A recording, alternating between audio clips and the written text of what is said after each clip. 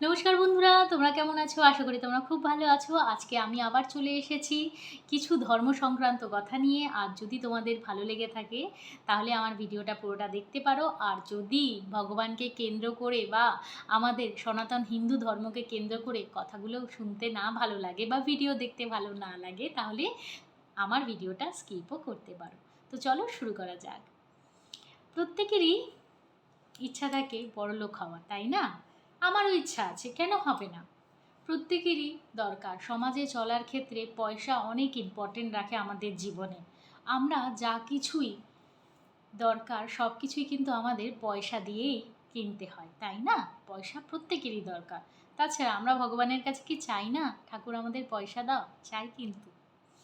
কেউ স্বীকার করে, কেউ স্বীকার করে না, কিন্তু পয়সা প্রত্যেকেরই দরকার।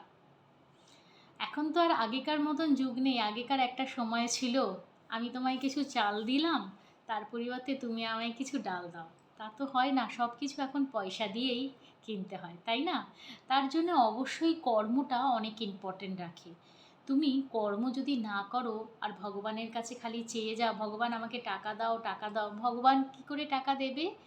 কর্ম করতে হবে, সাথে ভগবান ব্লেসিং করবে। ভগবান আমাদের মা বাবার মতন।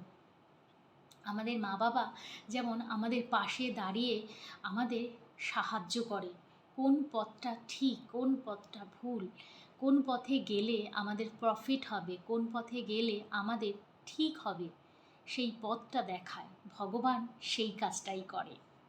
তাই কর্মের দ্বারাই কিন্তু আমাদের পয়সা উপার্জন করতে হয়। তাছাড়াও কর্মের সাথে সাথে কিছু নিয়ম থাকে। সনাতন ধর্মে কিছু নিয়মই উল্লেখ করা আছে যার মাধ্যমে তুমি অনেক পয়সা উপার্জন করতে পারবে। কিন্তু কর্ম না করে শুধুমাত্র সেই টোটকাগুলো যদি তুমি অ্যাপ্লাই করে থাকো তোমার জীবনে, তাহলে কিন্তু হবে না। তুমি সারাদিন বসে আছো, আকাশ থেকে তো আর গাড়া খাজানা তোমার মাথার উপর এসে পড়বে না। এটা যারা বলে সেটা একদমই ভুল কথা। তো তোমাদের আজকে কিছু টিপস বলে দেব। দেখো, আমাদের সনাতন ধর্মে পয়সার বা ধন সম্পত্তির দেবী হচ্ছে মাতা লক্ষ্মী। আমি প্রত্যেককেই বলি, সব ভগবানের পুজো করবে। ভগবানরা পুজো পাওয়ারই যোগ্য, কারণ তাদের কৃপাতেই আমাদের চলে। হ্যাঁ, আমরা ভাবি আমরা তো কর্ম করছি, তাতে ভগবানের কি অবদান আছে? এই বিশ্ব ব্রহ্মাণ্ডে যা কিছু আছে সবই ভগবানের দেওয়া।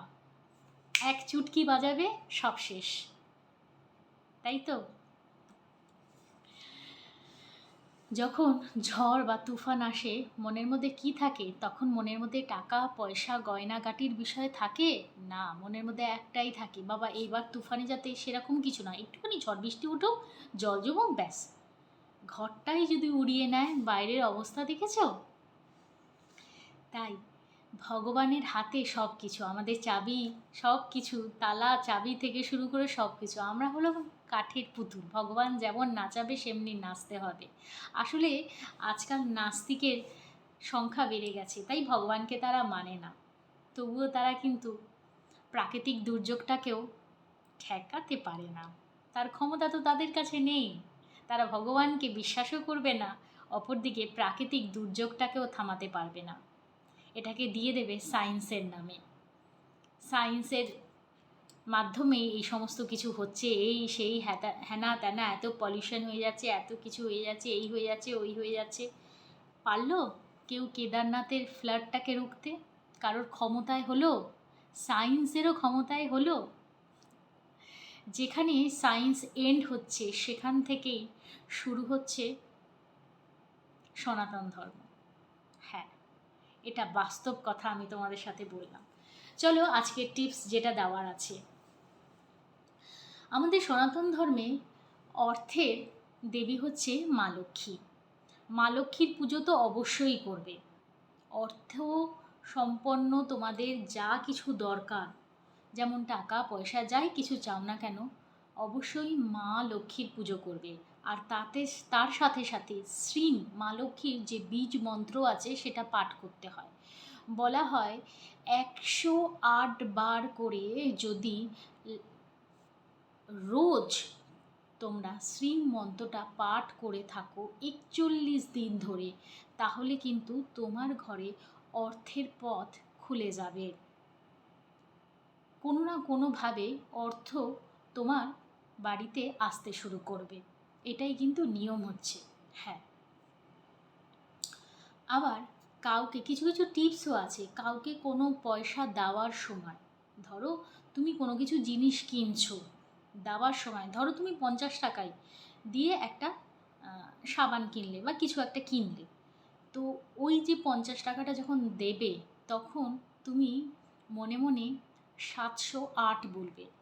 আর ধরো কেউ ছুটটা তোমাকে দিচ্ছে, রিটার্ন পয়সা দিচ্ছে, বা কেউ ধার নিয়েছিল তোমাকে আবার পয়সা সে ফেরত দিচ্ছে, যখন তুমি কারোর কাছ থেকে পয়সা পাবে তখন 136 বলে নিতে হয়। হ্যাঁ, অনেক কিছু নিয়ম আছে। তার সাথে সাথে আর একটা মেন ইম্পর্ট্যান্ট জিনিস আমি তোমাদের বলে দিই, সেটা হলো বাড়ির মহিলাদের সবসময় সম্মান করবে। মা লক্ষ্মী কিন্তু মহিলাই হচ্ছে। যে বাড়ির মহিলাদের সম্মান করে না, একটু লক্ষ্য করে দেখবে আশেপাশে অনেকে থাকে, ঠিক আছে, বাড়ির মহিলাদের সম্মান করে না, লোকের সামনে ছোট করে, বাজে কথা বলে, ঠিক আছে, সে তার বউও হতে পারে, সে তার মেয়েও হতে পারে, সে তার দিদি বোন যে কেউ হতে পারে, ঠিক আছে, থাকে কিছু কিছু পুরুষ মানুষ থাকে। সব পুরুষ মানুষের কথা কিন্তু আমি এখানে বলছি না, ঠিক আছে, কিছু কিছু পুরুষ মানুষ থাকে, তাদের পকেটে কখনোই টাকা থাকে না, তারা সারা জীবন গরিবিতেই কাটায়, লক্ষ্য করে দেখবে। তাই মহিলাদের স্পেশালি খুব সম্মান দিয়ে চলবে। যে সমস্ত মহিলা, আর একটা জিনিস লক্ষ্য করে দেখবে, যে সমস্ত পুরুষ মানুষ মহিলাদের খুব সম্মান করে, দেখবে বাড়ির মেয়েকে খুব যত্ন করে রাখে, দেখবে খুব যত্ন করে, মানে নিজের সন্তানকে খুব যত্ন করে আদর যত্ন করে রাখে, খুব ভালোবেসে রাখে, ঠিক আছে, বা নিজের স্ত্রীর সাথে খুব ভালো সম্পর্ক, স্ত্রীকে খুব সম্মান দেয়, বাড়িতে মা বোন দিদি এদের খুব সম্মান দেয়, তাদের খুব যত্ন করে রাখে, তাদের কিন্তু হাতে সব সময় টাকা পয়সায় ভরা থাকে। তাই স্ত্রীদের সম্মান করা খুব ইম্পর্টেন্ট রাখে। এটা মনে হচ্ছে তোমাদের কাছে এটা বেকার, এটা কোনো টিপস নয়, কিন্তু এটা অনেক বড় টিপস। লক্ষ্য করে দেখবে আমি যেই জিনিসগুলো বললাম। এছাড়াও আরও কিছু টিপস আছে। গৌমাতা সেবা করতে হয়। গৌমাতা সেবা করলে কিন্তু আর্থিক উন্নতি বাড়ে।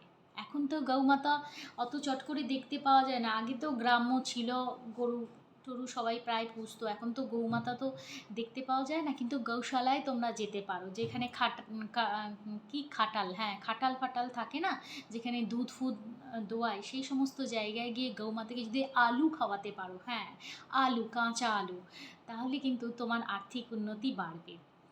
এছাড়া আরও কিছু টিপস আছে। আমরা ভোকাদের দানের মাধ্যমেও কিন্তু আমরা আর্থিক উন্নতি করতে পারি। যেমন সব ভোকা, মানে প্রত্যেকেই মানুষকেই ভাবে খালি ভোকা, শুধু তাই নয়, ছোটো ছোটো যে পিঁপড়েগুলো আছে না, তারাও কিন্তু ভোকা থাকে, তারাও কিন্তু, তাদের কিন্তু কেউ খেতে দেয় না। যদি তুমি পিঁপড়েদের সেবা দিতে পারো, অর্থাৎ তাদের যদি খাবার দিতে পারো, তাতেও কিন্তু আর্থিক উন্নতি হয়। যেমন আটার সাথে 100 গ্রাম আটার সাথে 100 গ্রাম চিনি মেলাবে, 200 গ্রাম হয়ে গেল। এবার সেটা যেখানে পিঁপড়েরা বাসা বাঁধে বা ঘরেরই একটা কোণায় রেখে দেবে, ওরা গন্ধের মাধ্যমে চলে আসে। হ্যাঁ, ওদের সিক্স সেন্স প্রচণ্ড প্রচণ্ড বেশি। হ্যাঁ, কোথাও একটু রেখে দেবে, চিনি ফেলে রাখবে, দেখবে ঠিক পিঁপড়েরা ঠিক কোথা থেকে জোগাড় হয়েই যাবে। হ্যাঁ, তো ওদের তোমরা সেবা দিতে পারো, তাহলেও আর্থিক উন্নতি ভালো হয়। তো মোটামুটি যতটুকু জানার ছিল, বলার ছিল, আমি তোমাদের বললাম, এতে কিন্তু আর্থিক উন্নতি হয়। তো চলো, এটুকু বলার ছিল, বলে দিলাম। যদি আমার ভিডিওটা ভালো লেগে থাকে অবশ্যই আমার চ্যানেলটাকে সাবস্ক্রাইব করবে, লাইক করবে, কমেন্ট করবে, আর হ্যাঁ সাবস্ক্রাইব তো বলেই দিয়েছি, আর বন্ধুদের মধ্যে শেয়ার করতে একদম ভুলো না। তো আজকের মতন টাটা।